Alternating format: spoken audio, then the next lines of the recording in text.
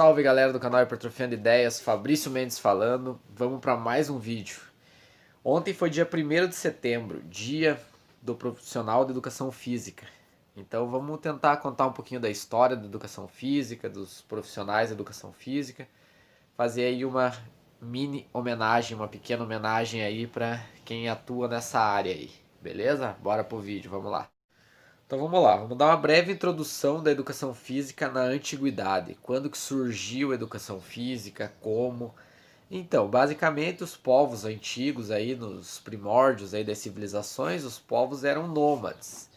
Eles basicamente precisaram da parte física deles para sobreviver, para caçar, para fugir de predadores. Esse foi o início do movimento da educação física de uma certa forma. Então eles não sabiam, mas eles precisavam ficar mais fortes, eles precisavam correr. Esse foi o início da educação física na antiguidade, até né, que esses povos nômades aí começaram a se estabelecer em cidades, as primeiras cidades lá do mundo antigo. E nesse mundo antigo, a gente deve citar aí as primeiras, né, a primeira civilização que condicionou alguma forma aí de movimento sincronizado, racional, foi os chineses. Mas foi muito no intuito aí de aliar né, o movimento físico à a medicina oriental na época, para curar doenças. Mas esse, no mundo antigo, foi a primeira forma de sincronizar, de racionalizar os movimentos ali com algum propósito, beleza? Também no mundo antigo, outras civilizações eu acho que tem ali uma relevância aí na parte física aí da humanidade. Eu vou citar a Índia, porque a Índia criou a yoga com o mesmo propósito dos chineses também, ali alguns movimentos ali sincronizados, ali a parte espiritual, a parte da alma, com o propósito das pessoas ficarem saudáveis de alguma forma. Mas também ali tem sua relevância. Também não podemos deixar de citar, não podemos, mais duas civilizações, que foram os egípcios, foi o Egito e foi a Grécia, né? Principalmente a Grécia nesse ponto, porém mais no sentido militar, né? Tanto o Egito quanto a Grécia, lá a cidade de Esparta, eles queriam criar soldados mais fortes. Aí eles usavam funções, metodologias físicas, mesmo sem saber o que estavam fazendo, para que os soldados deles fossem mais fortes para ganhar batalhas, conquistar territórios. E esse era o intuito ali, o objetivo naquela época, né? E porém, ali na cidade da Grécia, em Atenas, né?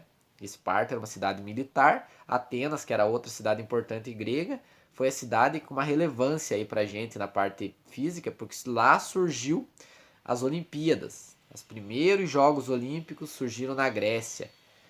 E a princípio eram Jogos Olímpicos que não eram bem democráticos, mulheres não podiam assistir nem participar, escravos não podiam, eram apenas pessoas livres, homens livres. Mas ali foi o início de tudo, até né, que os gregos foram dominados ali pelos romanos e esse primeiro instinto ali de Jogos Olímpicos se perdeu, certo? Com o domínio dos romanos. Aí os romanos, né, dominaram ali de cento e poucos anos antes de Cristo até uns 200 anos depois. Os romanos foram bem fortes ali na parte do Coliseu grego, né? Fazendo batalhas entre. Não chega a ser muito uma parte física ali. Os soldados romanos treinavam, tinham seu treinamento, tem até uma dieta que é baseada na forma com que eles se alimentavam, os soldados romanos. Mas ali na parte do povo, ali da maioria da população, não tinham esportes. As pessoas iam lá para assistir no Coliseu Romano, soltavam um leão e um escravo para ver quem ganhava a batalha, execuções. Então não era tanto uma parte esportiva. Até que os romanos caíram e veio a Idade Média. Na Idade Média, a parte esportiva do mundo meio que foi suprimida. Ali era o domínio né, da igreja, então a parte esportiva praticamente não existiu. Voltou aí a ter influência ali apenas no período renascentista ali, que é o período onde ressurge a atividade física no mundo. E nesse período, né, renascentista, de renascimento, tem uma pessoa para citar de repente que tem uma importância, Jean-Jacques Rousseau. Acho que é assim que se soletra ali. Ele era um suíço, né, que nasceu em Genebra, mas morou na França. Ele era um filósofo, mas ele foi a primeira pessoa a falar, a instituir, a tentar ali, ele tinha algumas ideias com que as crianças fossem educadas e tivessem alguma coisa de educação física, alguma parte física nas escolas. Ele foi o primeiro. Muitos o consideram até o pai da educação física, porque ele foi o primeiro a falar abertamente sobre isso ali em meados de 1700. Posterior a isso, começaram a surgir na Europa as escolas, né, de educação física europeias. Então isso teve uma relevância ali nesse período de 1800, 1800 e pouquinho ali.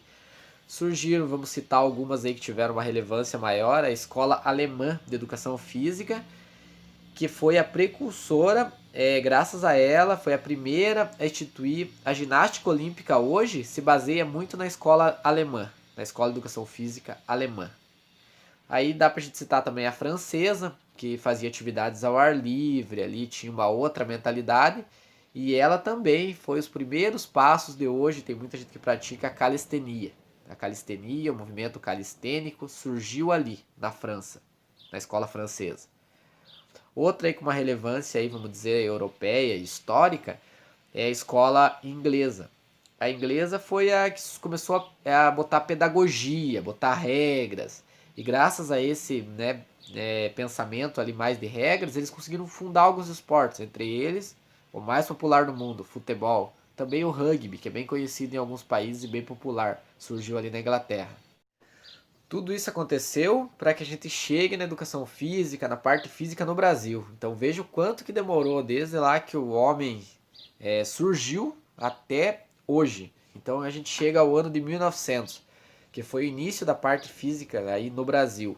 Então era o período higienista, que foi os primórdios, o começo da educação física, que durou até 1930. Em 1930 começou o período militarista da educação física. Então era o período da educação física mais voltada para os soldados, para a guerra mesmo, para guerra, para doutrinação, para que os soldados fossem mais obedientes, usando o esporte, até 1945, mais ou menos ali. A partir de 1945 surgiu o começo da parte mais pedagógica aí da educação física, aí a parte teórica aí um pouco, e os primeiros profissionais aqui no Brasil de educação física que trabalhavam com essa modalidade. Os primeiros surgiram a partir de 1945 no Brasil. Veja o quanto que isso é recente no nosso país, né? E a época atual que a gente vive hoje, só a partir de 1970, dos anos 70 ali, que começou a ser obrigatório, né, nas escolas tivessem educação física, tanto ensino fundamental, ensino médio. Então é uma coisa ali de 50 anos praticamente que a gente tem os profissionais de educação física mais reconhecidos. E na parte que eu gosto, que era a parte que eu fazia faculdade, a parte de bacharelado, isso é mais recente ainda, que foi obrigatório aí a ter profissional de educação física em academia. Isso é bem mais recente.